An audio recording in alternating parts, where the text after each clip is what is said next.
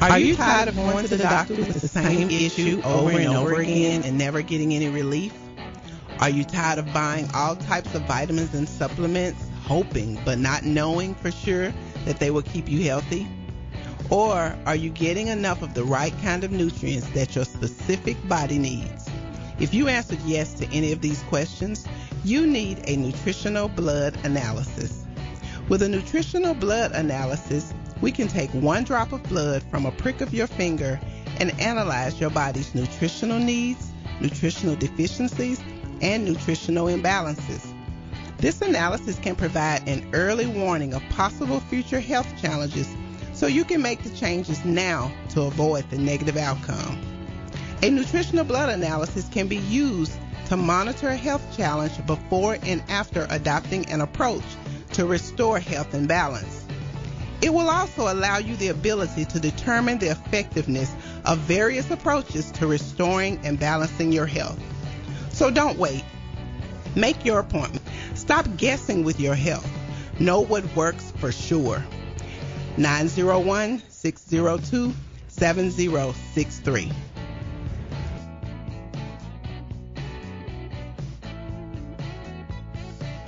Graphics Printing, located at 890 East Range Road in Memphis, a complete print shop for all your printing needs. They do it all: color copies, resumes, funeral programs, rubber stamps, full-color business cards, wedding and graduation invitations, and more. 30-plus years of quality work and service. They're open Monday through Friday from 8 a.m. to 5:30 p.m., located at 890 East Range Road in Memphis, Tennessee, 901-345-9294. Graphics Printing. CJ Used Appliances, located at 3530 Jackson Avenue here in Memphis, Tennessee. Call them at 901-487-7882. CJ Used Appliances have the best prices in town. Sales and service, heating and air.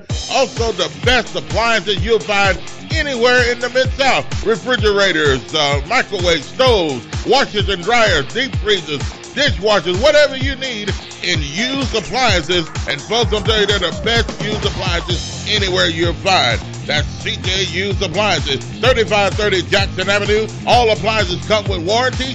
You can call them at 901-487-7882. Again, 901-487-7882. CJ Used Appliances. C&S Motors Auto Sales, located at 2508 Summer Avenue, here in Memphis, Tennessee. Call them at 901-323-8778. C&S Motors Auto Sales has been around since 1984. Go by and see Chris today for some of the best pre-owned and used vehicles in the city. They have SUVs, minivans, cars, trucks, whatever you're looking for in pre-owned used vehicles. Hey, you can find it right there at C&S Motors Auto Sales. See Chris since 1984. They will treat you right. Call them at 901-323-8778. That's 901-323-8778, 2508 Summer Avenue, C&S Motors Auto Sales. This is Sergeant Chris Richardson with the Tennessee Highway Patrol, here to explain the Tennessee Hands-Free Law, which is a new state law effective July 1st, 2019. In Public Chapter 412, it makes it illegal for a driver to hold a cell phone or a mobile device with any part of their body, to write, send, or read any text-based communication, to reach for a cell phone or mobile device in a manner that requires the driver to no longer be in a seated driving position or properly restrained by a seatbelt, to watch a video or a movie on a cell phone or a mobile device, and to record or broadcast video on a cell phone or mobile device. So, can I still talk on my cell phone while driving? Yes. A driver is permitted to use an earpiece, headphone device, or a device worn on a wrist to conduct a voice-based communication. The driver may use one button on a cell phone or mobile device to initiate or terminate voice communication, and voice-based communication may also be used to send a text message. Learn more at handsfreetn.com.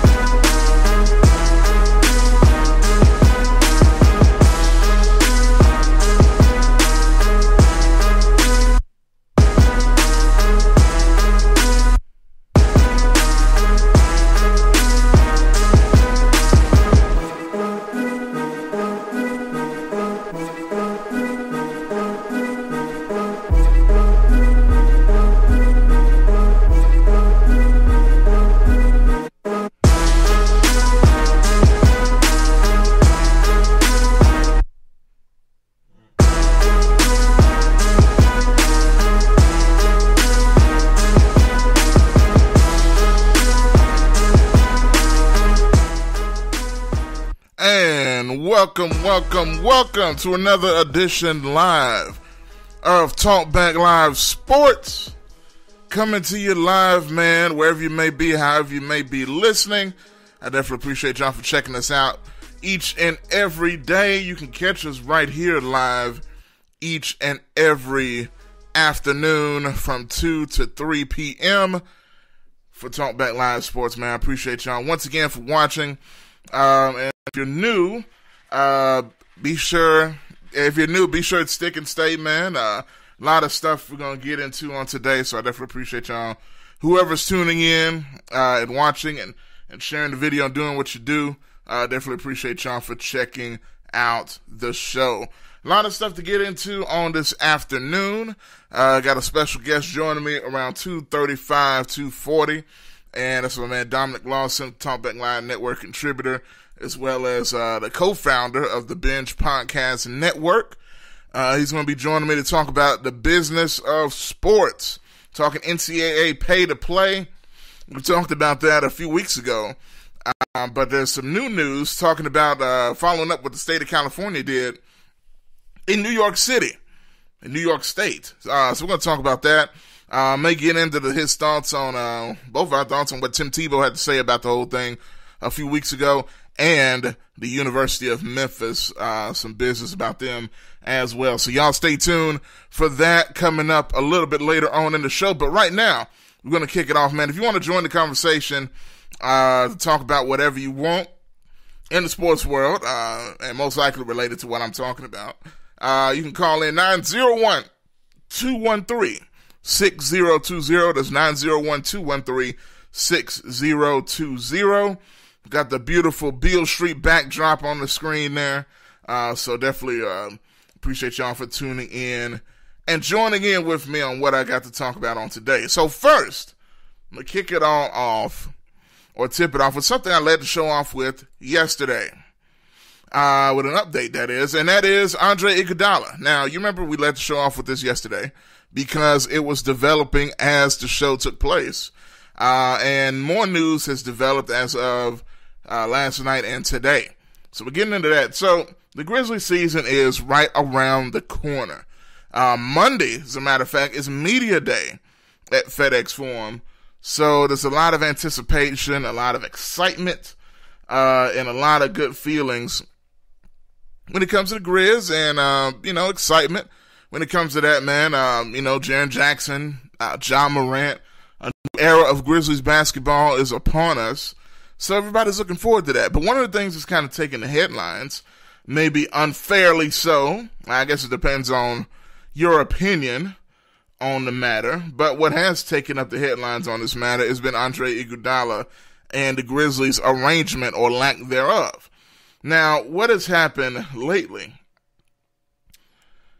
is that Andre Iguodala, it came out in the interview he did recently, that, where he showed that he wasn't really that excited about joining the Memphis Grizzlies, that he wasn't really that excited about even the possibility of being traded to Memphis. He even stated in a quote that they may even trade me to Memphis or some bleep, which is an S word. And a lot of people in Memphis took exception to that once that was found out, once that was discovered and all that stuff. So, as you know, that was what I hit on yesterday. But here's what's happened today. The Memphis Grizzlies and Iguodala, according to the Daily Memphian, Chris Harrington from the Daily Memphian, has reported this.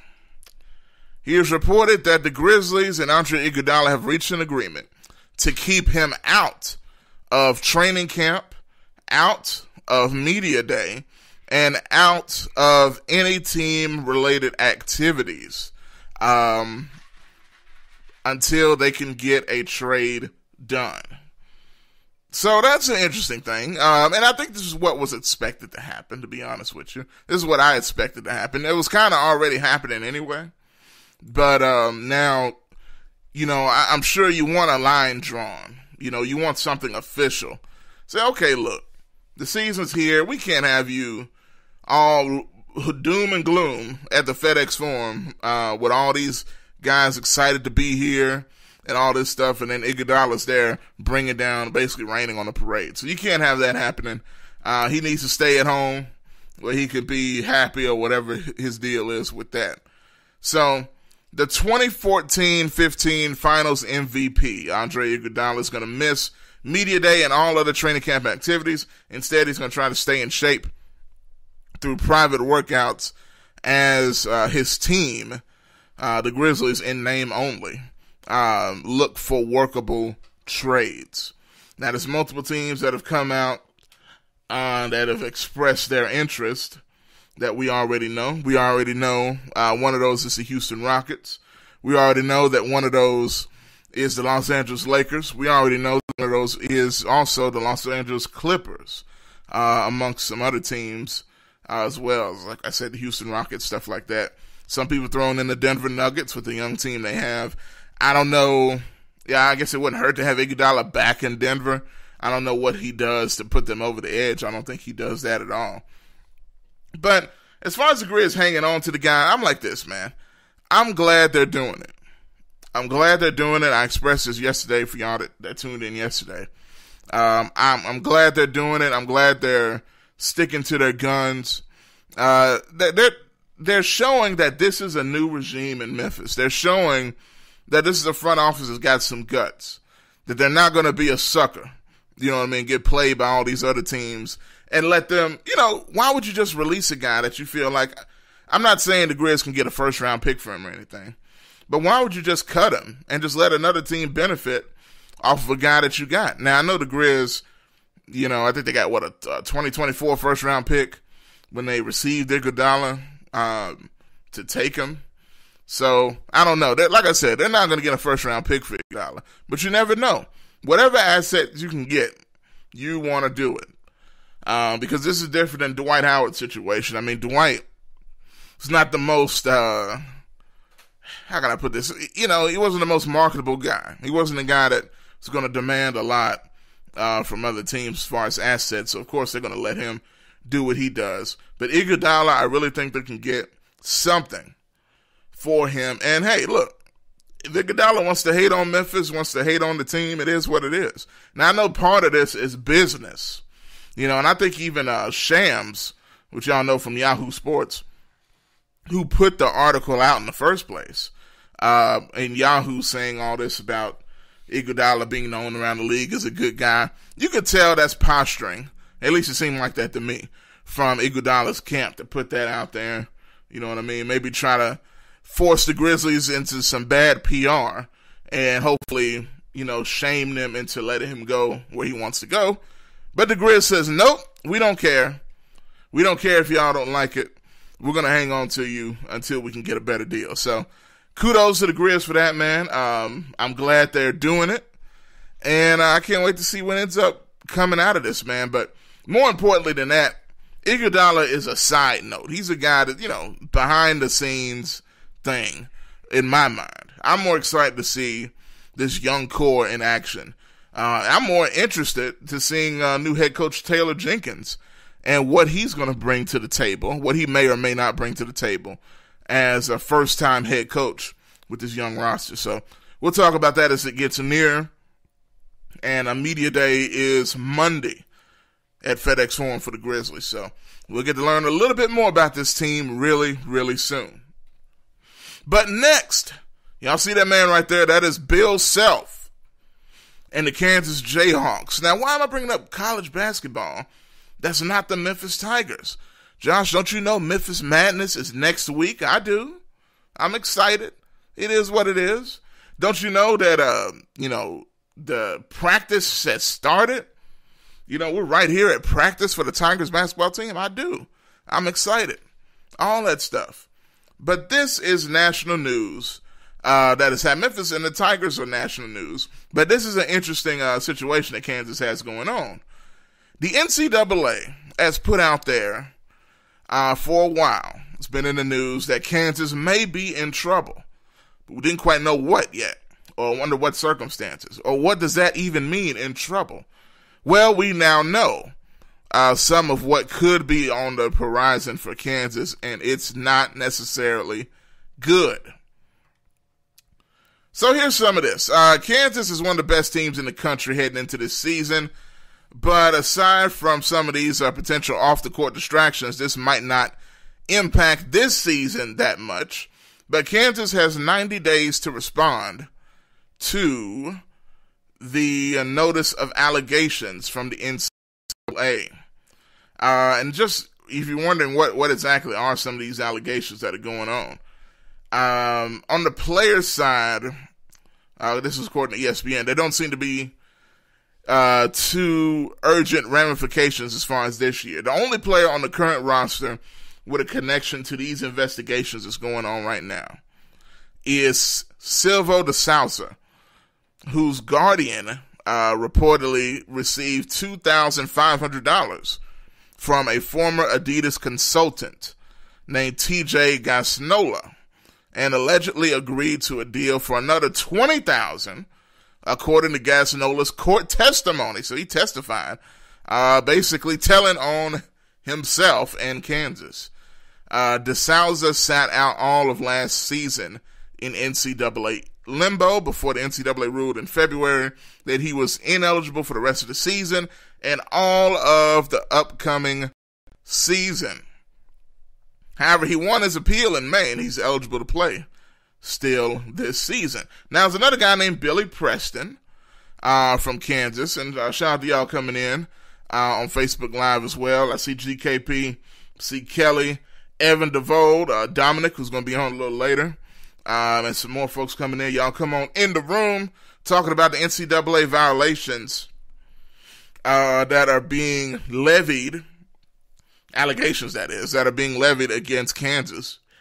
And what could this mean for their basketball program?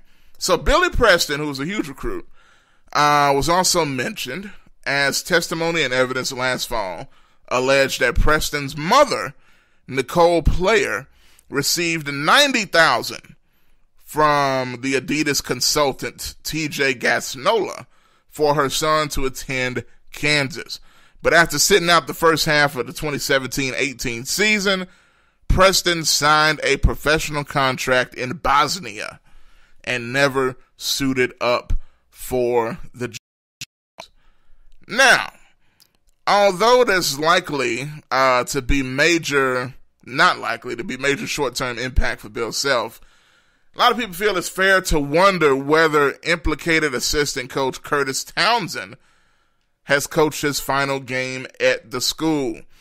Because usually assistants, as you know, they usually get the axe first.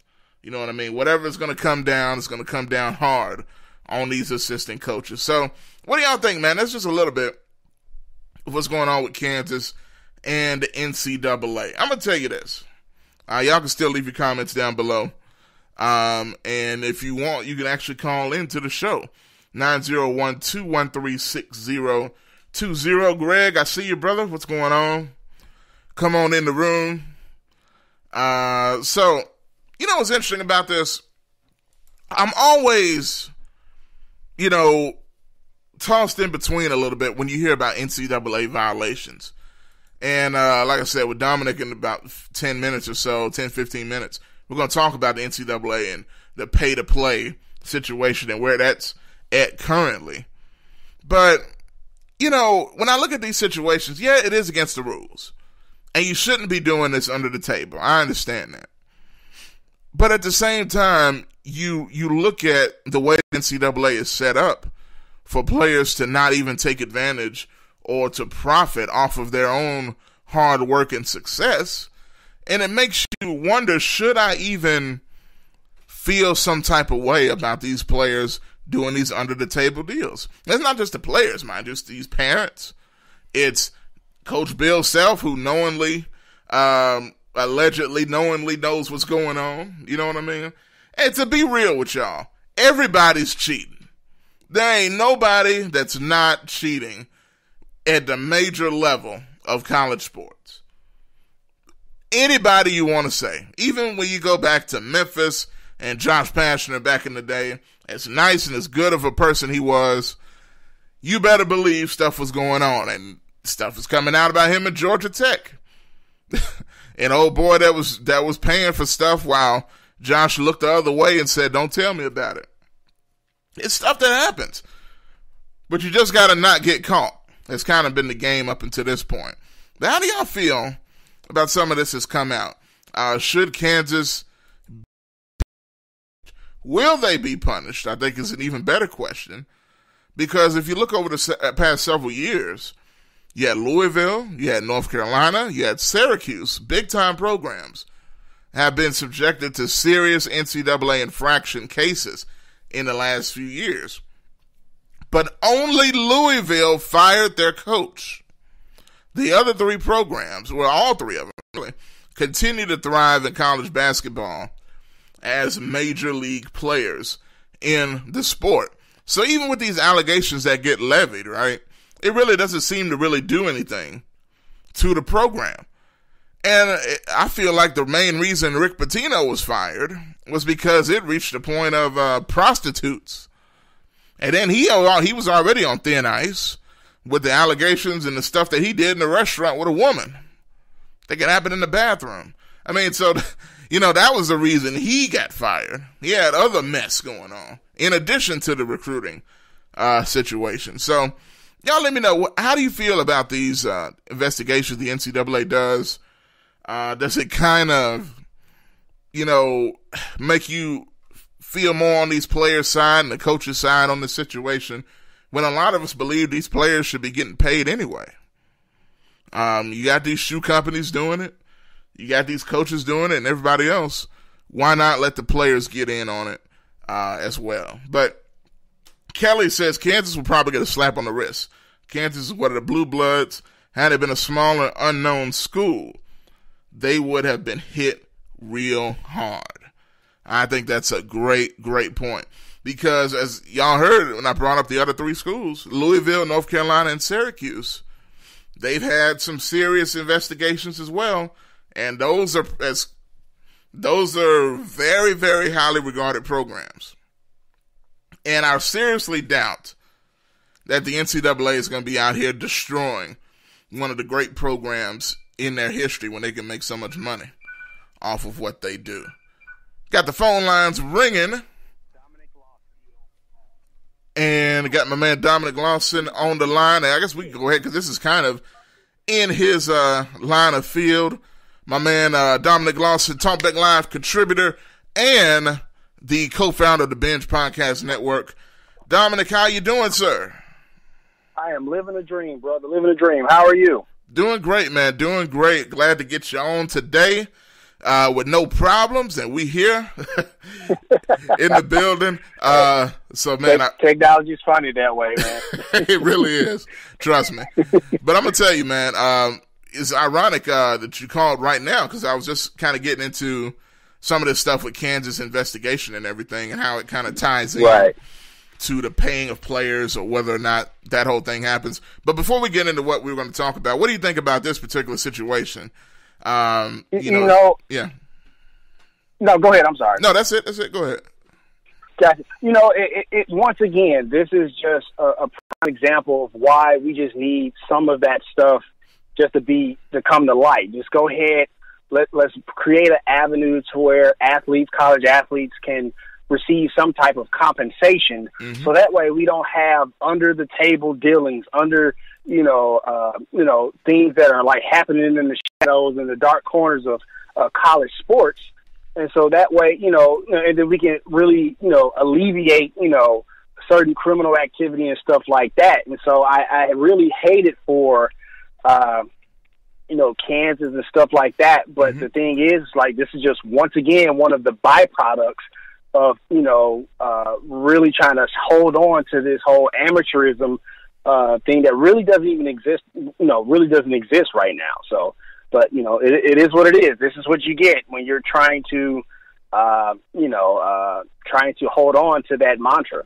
Yeah, very much so. I think that's a great point. Mm-hmm. And when you look at it, you talk about amateurism, and this is one thing we were going to talk about last week.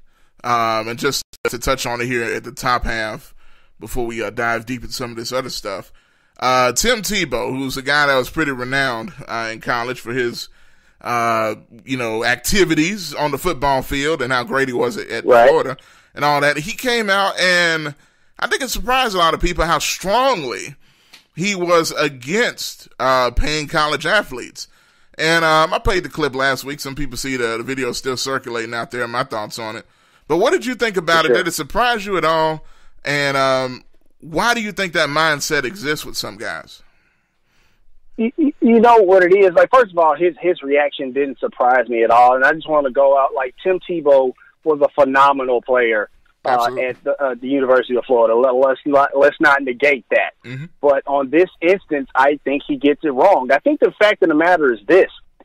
Tim Tebow comes from a different vantage point than many of his teammates, mm-hmm. right? You know, like, I'm not saying that Tim Tebow was extremely well off, but Tim Tebow was in a position where, you know, he didn't have to want for, you know, where his next meal came from. He didn't have to really want for,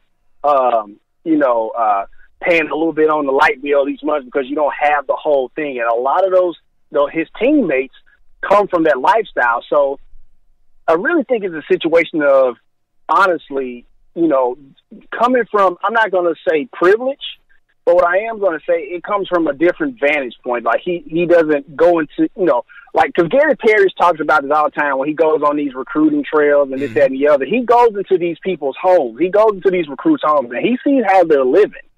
And, you know, a lot of those coaches, they see how those kids are living. And I don't think Tim Tebow understands that at all. And so I think he just, you know, 100% just doesn't understand it and just gets it wrong. Because when he talked about, you know, that's why, you know, people prefer college over the pros, that's simply not true.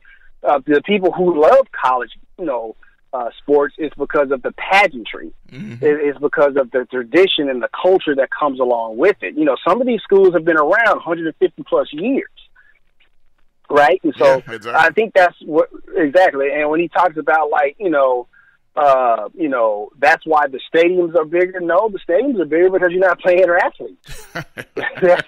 You know, that's why the stadiums are bigger. And, you know, one of the things, you know, I firmly believe, Josh, is like amateurism at the college level, it doesn't exist. It's just that the product on the field ain't the one collecting the checks. Mm-hmm. That's a great point, because if it's so amateur, I mean, just look at all the money that's around it, except for the field, except for the actual players participating in it. I mean, I don't think those college coaches are getting paid amateur dollars. You know, they are not. Yeah, they are not. Or you look at Saban's contract. You look at Jimbo Fisher's contract out at Texas A&M. You know what I mean? Yeah. And so, you know, not even just the like the head coaches, even the assistants. Yeah, exactly. Like, you know, the assistants at Alabama are getting paid like, you know, low level head coaches at the NFL level. Mm-hmm. So it's like, you know that it's like I said, Tim Tebow just comes from a different vantage point, and he doesn't really fully know what he's talking about. Yeah, I think there's no question about it. It's kind of a blind. What I never like this in any aspect of life is a blind loyalty to something, absolutely, or an institution or anything, right? And I feel like that's Tebow is very dangerous, and I feel like that's what Tebow's kind of showing right there. He loved Florida, and you could tell when he played, he cared so much about that university, college football itself, and everything about it, and that's good. But absolutely, you know, when you talk about outside of that, it's such a blind loyalty to it that you don't even see the wrong that's going on behind the scenes. You know, you don't want to ever get to that point. And I feel like that's what Tebow's trying to ask these other guys. And I think that's why, if you notice, and I'm sure you did, that a lot of people, other athletes that played with Tebow and around his time were like, hey man, what are you talking about?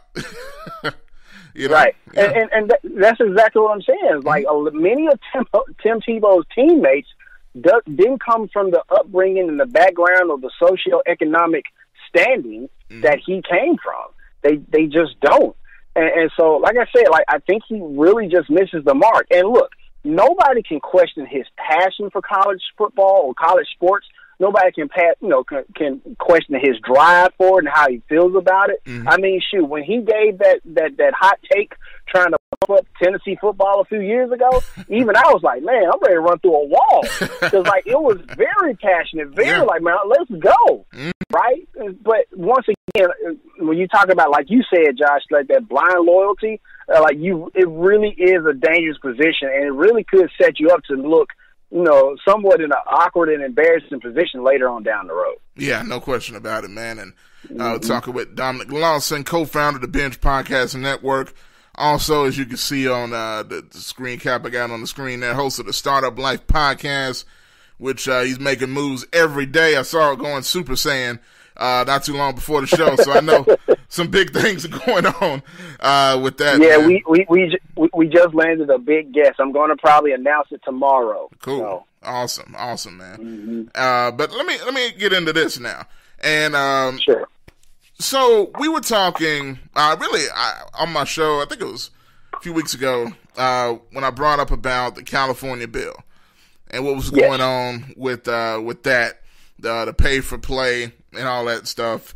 The NCAA writing the threatening letter, trying to say, you better not sign it, right. Even though they can do literally nothing about it.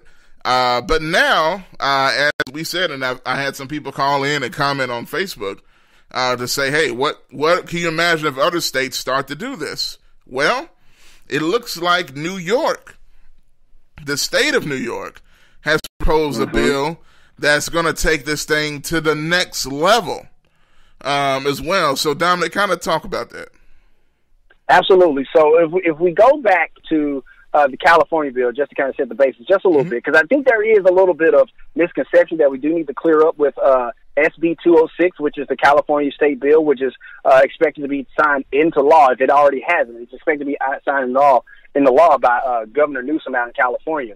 It's for name, image, and likeness. It's not saying that the players are going to get paid by the school to play for sports. It's just that they can go outside of their institution to get paid off their name, image, and likeness, to where they can sign autographs for a local car dealership, sign autographs at a local bakery if it comes to it. And let me also just be clear that is not just exclusive to football and basketball. If there's somebody who's on the rowing team and somebody feels like their need is, to have them come sign autographs or do whatever, or do some type of advertisement with their face on it, they also could get paid that way as well. So it's not just exclusive to football and basketball. But this leads me to what's going on now in New York. So in New York, I can't remember the name of the bill that the state senator there is trying to get passed into law. And it just to let you know, I just got it right here. S6722A. Yes. There it is. There it is. Thank you, Josh. I appreciate that assist for sure. So what this does is this goes a step further. So under this particular bill, there's going to be a 15% of the revenue generated by those institutions are going to be in a fund to be paid to the college athletes themselves. And so this is, I believe, once again, is going to go a long way to having it to where, college athletes can kind of take care of themselves a little bit more. I mentioned in a TalkBack Live piece the story of Chris Webber. For those of you who didn't read that, long story short, Chris Webber was talking to Mitch Albom, and they were talking about, the prospects for the season and stuff like that. Chris Webber asked Mitch Albom for $5. He said, I can't do that, against the WSA rules. They keep walking a little bit further, and Chris Webber sees his jersey for sale for $75. Wow. And so this is just one of those things where,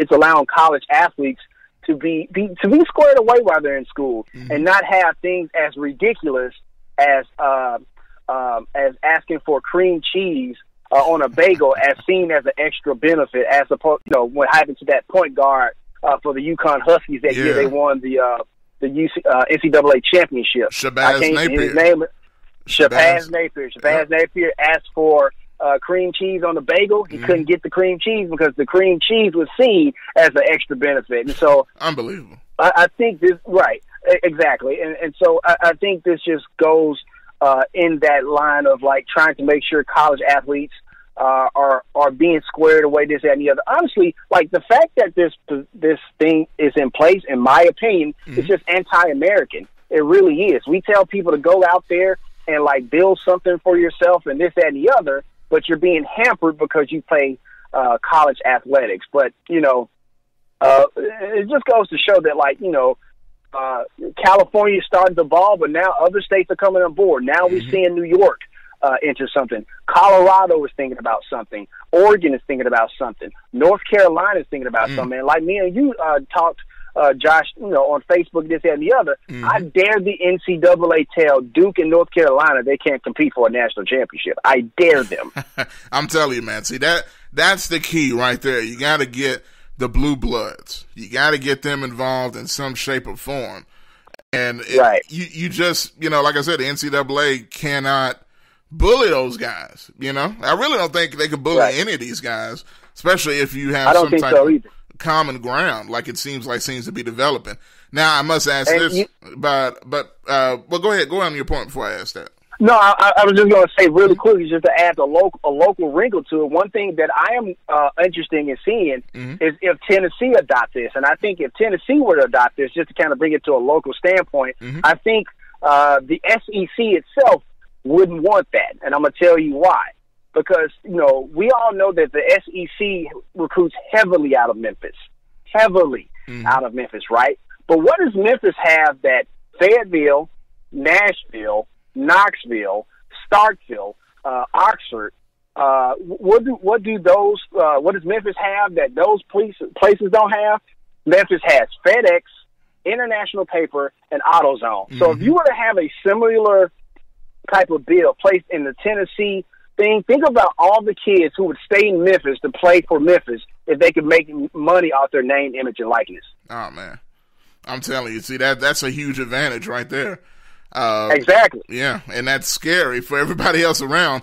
Just look at how well Memphis is already started to do just in the current system with football and basketball. And now, I mean, that's just makes it almost amazing in that aspect. So now here's a question I would have, though, about all of this. And I like these ideas and the things that are going forward. But do you think everybody at some point, including the other states and everything like that, would have to come to some type of common understanding of what they want to put forward, so you won't have different rules in every state? Or do you think that won't really be a problem at the end of the day? I don't honestly think that will be a problem, because I think the thing is about, you know, and not to get too far into politics, but what usually happens when it comes to laws and stuff like that, usually what happens is it usually takes some type of big state with a large populace that sets the tone. Those states are usually like California, New York, Texas, and Florida. And so usually what happens is if those states kind of start, a lot of the other smaller states, especially the ones around it, kind of follow suit. And honestly, you know, when we think about Nancy Skinner is the state senator in California who kickstarted all of this. Other politicians, state politicians, are starting to see how much of a superstar she's becoming with this, and so they're crafting similar legislation, because even if it's just for their own personal gain, they want to craft similar population to get some of that shine. I think that's kind of what, you know, the state senator in New York is doing, but it's neither here nor there. I think the fact of the matter is this: what California is doing is basically saying that, look, we've given you ample enough time to fix this. We're not waiting anymore. And so I don't think the California bill or the New York bill is going to solve the problem, but I think it's going to get the ball rolling. And I think for the most part, all those other, you know, states will fall in line, because the thing is they're going to be forced to. Because imagine if you're a 5-star prospect in, say, Georgia, and you don't have this in place. But you see people in California out here getting money. They on billboards getting money. They out here signing autographs, getting money. Do you think that kid's going to stay in Georgia for the sanctity of college football? Or especially keep in mind the typical kids we're talking about, low on the socioeconomic, rung and this, that, and the other. That kid is going to go from Athens to Los Angeles to go to UCLA and get his money. Exactly, man. There's a lot of great points you're bringing up. I want to go to a quick commercial break, and when we come back, I want to get into some more things that we got down here, especially, like you said, on the local level, with the University of Memphis and the whole Power 5 piece. Going to get into that here coming up soon. Also, I want to answer or ask you, Dominic, one of the questions that came on Facebook. We were talking about college athletes and paying for play, and who does it apply to. So we're going to talk about that too when we come back from the break. You're listening to Talk Back Live Sports with yours truly, Joshua Midget, along with Dominic Lawson, joining me as he does every Tuesday, right here around this same time, talking the business of sports, in the business of sports segment. So y'all stay tuned, and we will be back right after this.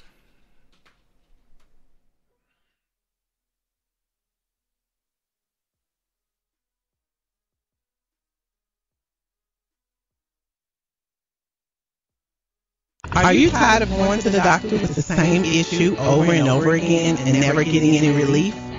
Are you tired of buying all types of vitamins and supplements, hoping but not knowing for sure that they will keep you healthy? Or are you getting enough of the right kind of nutrients that your specific body needs? If you answer yes to any of these questions, you need a nutritional blood analysis. With a nutritional blood analysis, we can take one drop of blood from a prick of your finger and analyze your body's nutritional needs, nutritional deficiencies, and nutritional imbalances.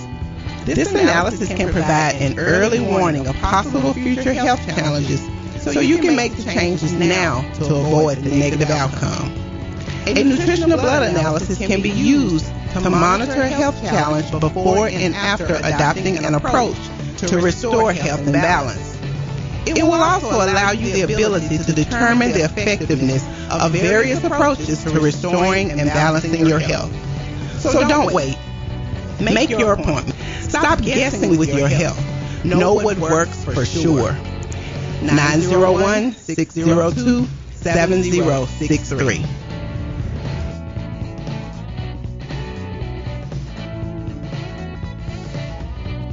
Graphic Printing, located at 890 East Range Road in Memphis, a complete print shop for all your printing needs.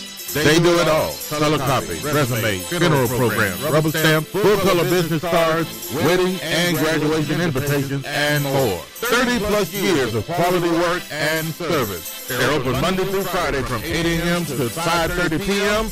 Located at 890 East Range Road in Memphis, Tennessee, 901-345-9294. C Graphic Printing. CJ Used Appliances, located at 3530 Jackson Avenue here in Memphis, Tennessee. Call them at 901-487-7882. CJ Used Appliances has the best prices in town. Sales and service, heating and air.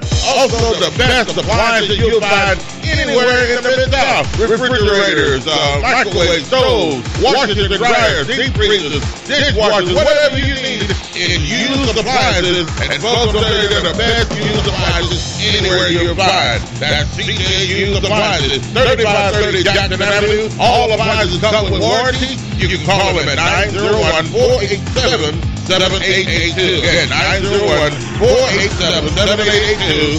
CJ Used Appliances.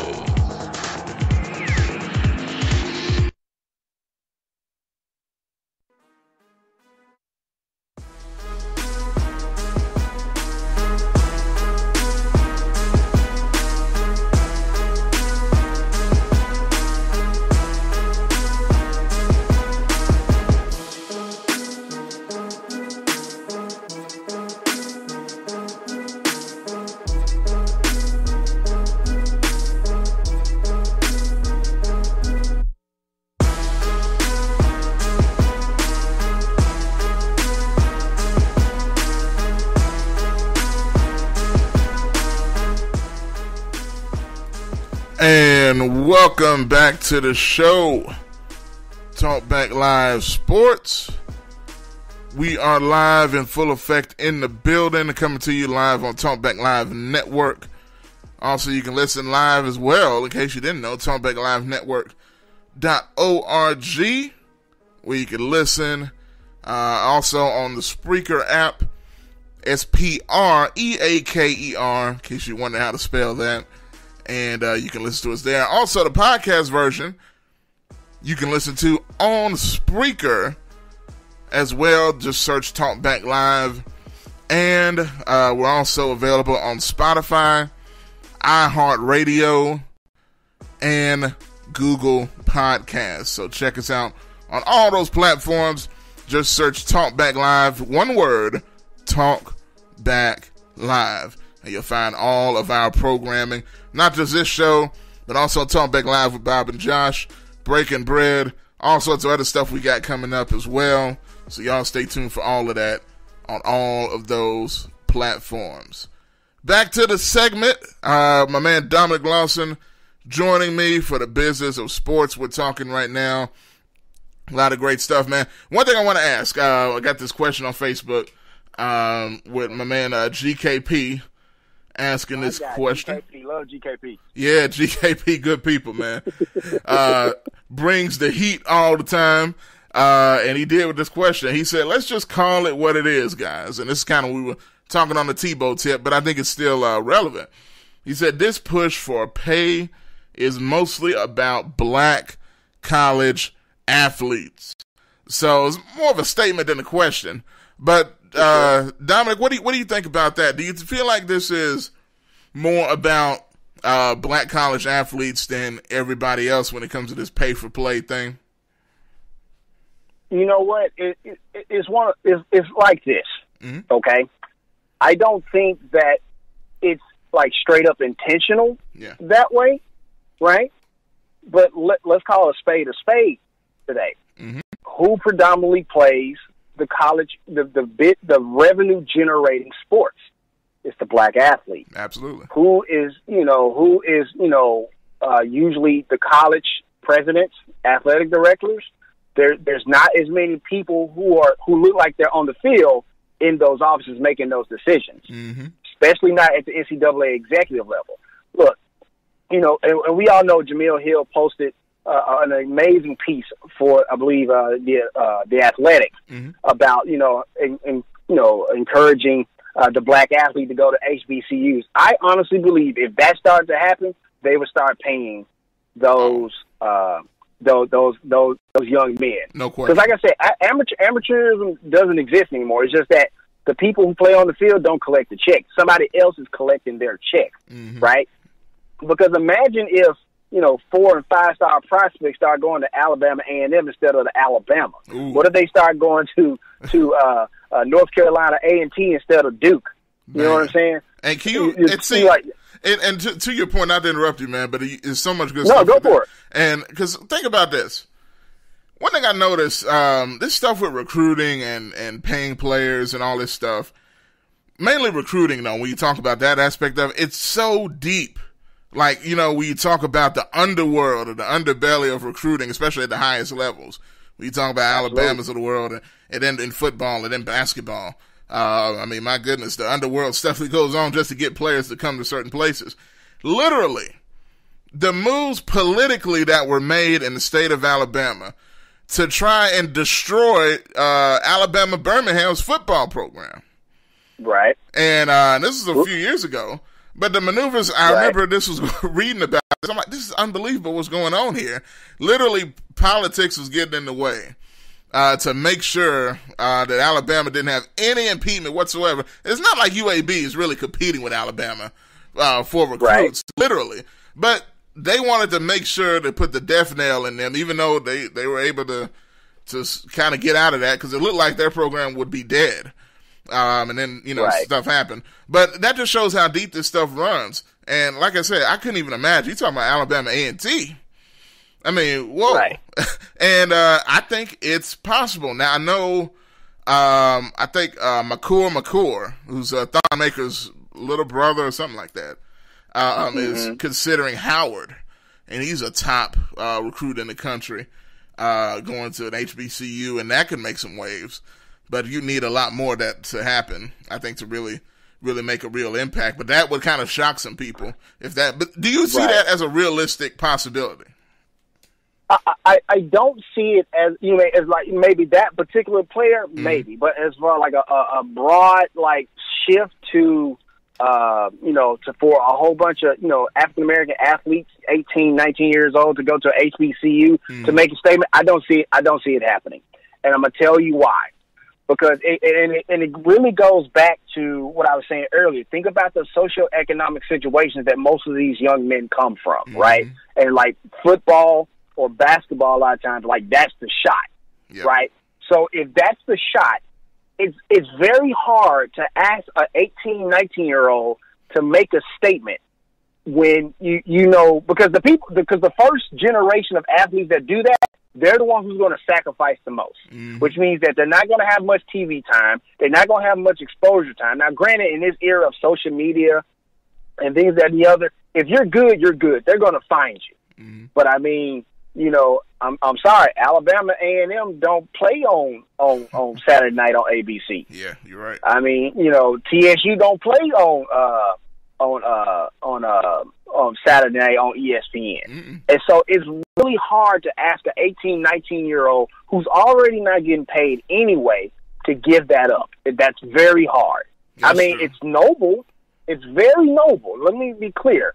But I don't think it's fair for us who are, you know, 25, 26, 34, 35, 36, whatever, to put that on the 18, 19-year-old. Yeah, I agree. And that's why I didn't disagree with our article, but I think, you know, you get some people saying, man, they better do this if they have loyalty to the culture. You know, I'm like, man, slow down a little bit. Right.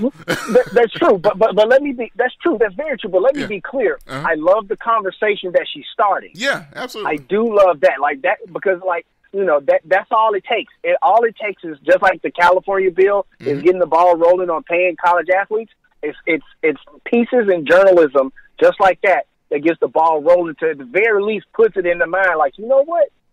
True enough, I may be sacrificing, you know, exposure for myself, but if I do go to a HBCU, if I do go to Southern or Jackson State and just like really kill it, I really would be a legacy in my community. So, but you know, like I said, 18, 19 years old, you're not really thinking that you're trying to make the best impact. Honestly, not just for yourself, but if that's your shot to get out the hood or whatever socioeconomic situation that you're in, that's your shot that your family's dependent on too. And that's a lot to ask of an 18, 19-year-old African-American young man. I agree. And I think that's why you have to look the legislation route first, you know, like we're talking about with New York and California. Can you imagine, let's just say what happens in Cali happens, you know, like nationwide or whatever. Let's just imagine like Lonzo Ball and how big he was in college, or Zion. Let's say they can actually go out and get deals for themselves. It really wouldn't matter what school at that point.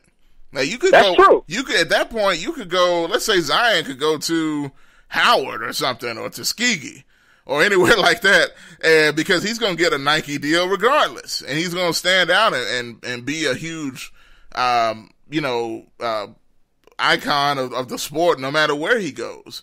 And to be honest with you, if a player, I think, and maybe I'm wrong on this, but if a player of that magnitude, you know, if all that legislation happens and chooses to go to a lesser HBCU, I think the media will follow.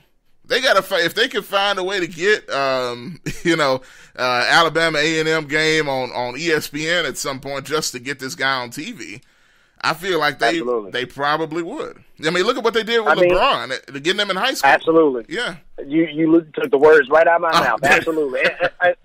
Absolutely. And I would take it a step further. Let's say you're California, right? And the NCAA say, well, like, you know what? You can't play in the NCAA tournament. Stanford and UCLA can't play for a national title.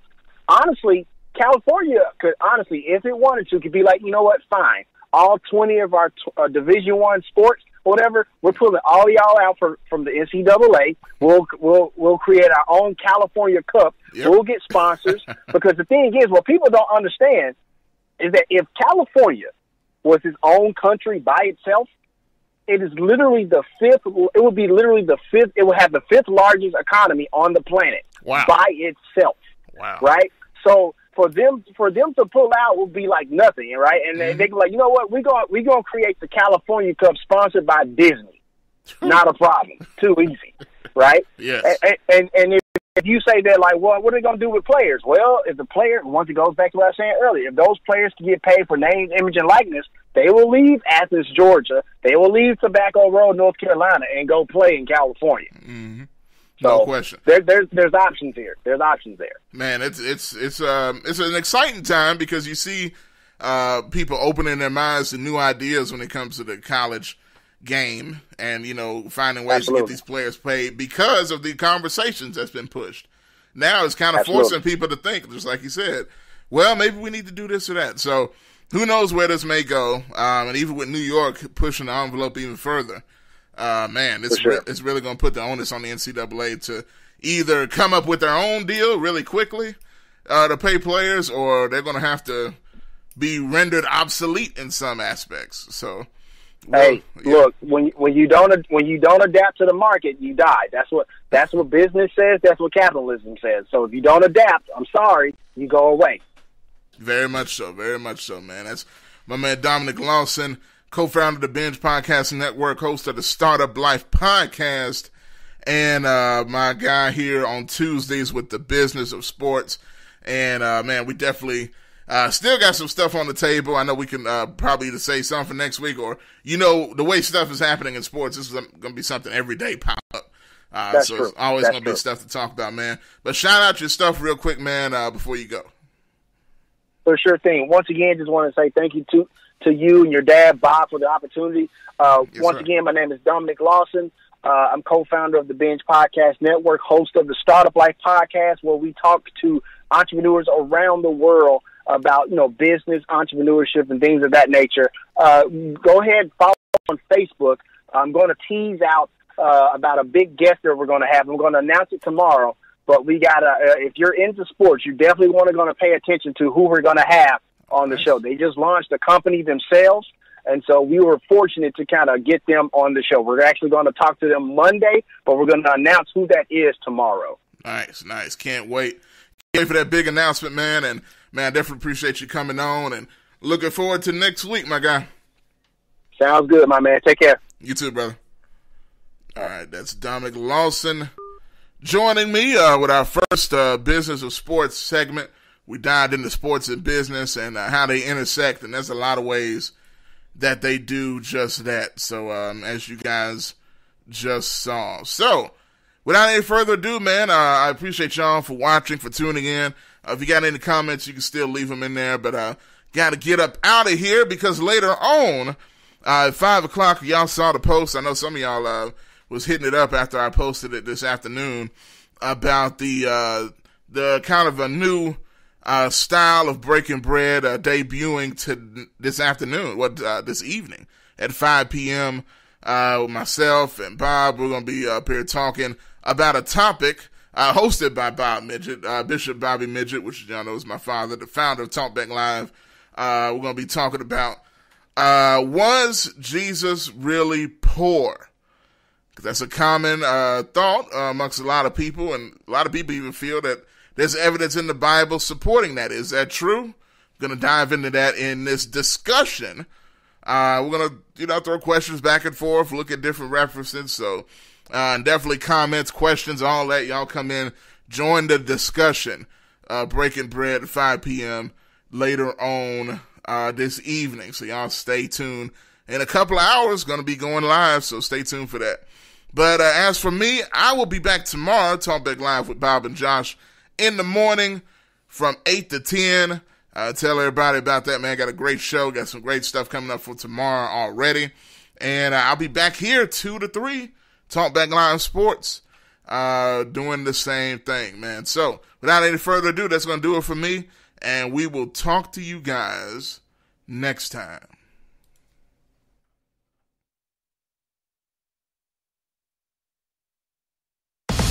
This is Sergeant Chris Richardson with the Tennessee Highway Patrol, here to explain the Tennessee Hands-Free Law, which is a new state law effective July 1st, 2019. In Public Chapter 412, it makes it illegal for a driver to hold a cell phone or a mobile device with any part of their body, to write, send, or read any text-based communication, to reach for a cell phone or a mobile device in a manner that requires the driver to no longer be in a seated driving position or properly restrained by a seatbelt, to watch a video or a movie on a cell phone or a mobile device, and to record or broadcast video on a cell phone or a mobile device. So, can I still talk on my cell phone while driving? Yes. A driver is permitted to use an earpiece, headphone device, or a device worn on a wrist to conduct a voice-based communication.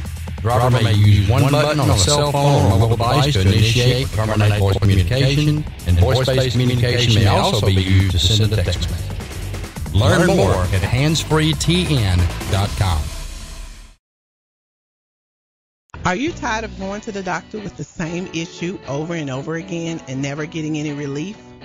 Are you tired of buying all types of vitamins and supplements, hoping but not knowing for sure that they will keep you healthy?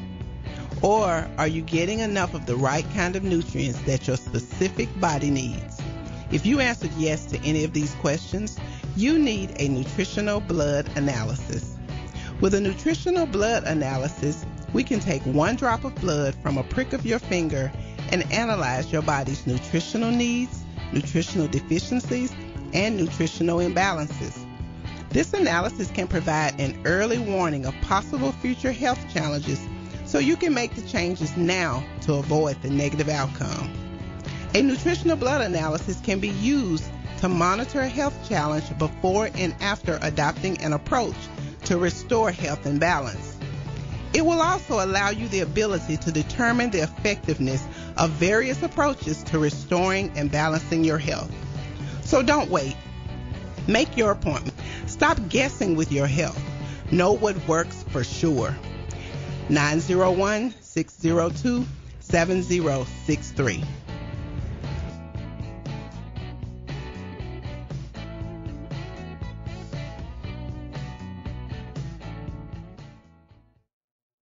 Graphics Printing, located at 890 East Range Road in Memphis, a complete print shop for all your printing needs. They do it all: color copies, resumes, funeral programs, rubber stamps, full-color business cards, wedding and graduation invitations, and more. 30-plus years of quality work and service. They're open Monday through Friday from 8 a.m. to 5:30 p.m., located at 890 East Range Road in Memphis, Tennessee, 901-345-9294. Graphics Printing.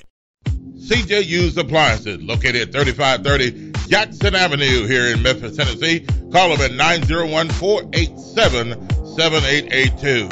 CJ Used Appliances have the best prices in town, sales and service, heating and air.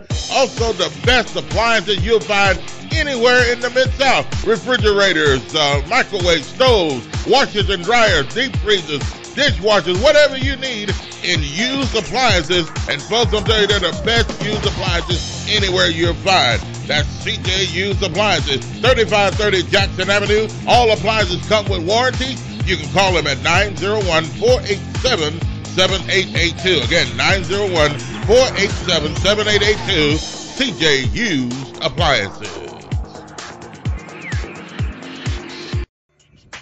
C&S Motors Auto Sales, located at 2508 Summer Avenue, here in Memphis, Tennessee. Call them at 901-323-8778. C&S Motors Auto Sales has been around since 1984.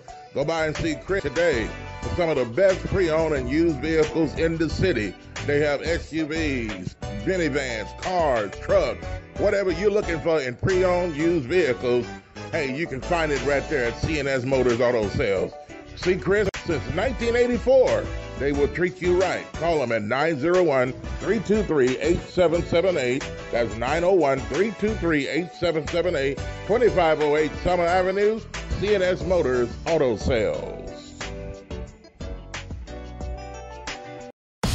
This is Sergeant Chris Richardson with the Tennessee Highway Patrol, here to explain the Tennessee Hands-Free Law, which is a new state law effective July 1st, 2019. In Public Chapter 412, it makes it illegal for a driver to hold a cell phone or a mobile device with any part of their body, to write, send, or read any text-based communication